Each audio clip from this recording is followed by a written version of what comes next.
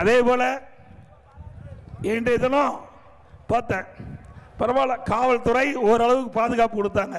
இந்த பாதுகாப்பை ஏற்கனவே கொடுக்கப்பட்டிருந்தா 46 உயிர் இழந்திருக்க வேண்டிய அவசியம் இல்லை. இப்பெல்லாம் கொடுக்கல. நான் கிட்டத்தட்ட பல சட்டமன்ற தொகுதிக்கு சென்று விட்டு வந்திருக்கின்றேன். கிட்டத்தட்ட 171வது சட்டமன்றம் என்று கருதுகிறேன். நாமக்கல்ல 171வது சட்டமன்றத்தில் தொகுதியில் எழுச்சி பயண பொதுக்கூட்டத்தில் பேசிட்டு இருக்கிறேன். இந்த சம்பவம் நடந்த பிறகுதான் போலீஸ் பாதுகாப்பு ஓரளவு கொடுக்கிறாங்க.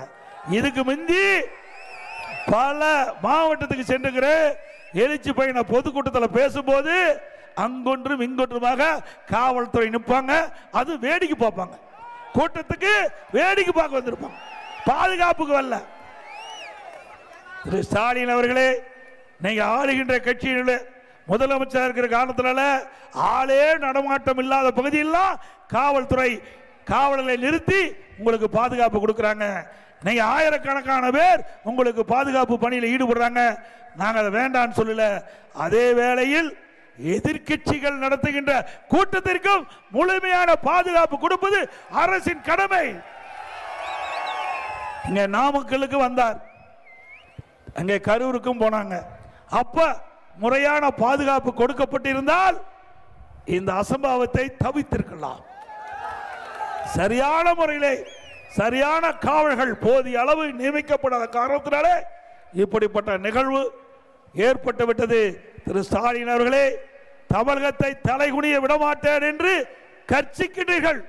தமிழகம் இந்தியாவிலே தலைகுனிந்து நிற்கின்ற காட்சியை நாம் பார்த்து கொண்டிருக்கின்றோம். இந்த மண்ணில 41 உயிர்கள் பலியானதற்கு யார் காரணம்?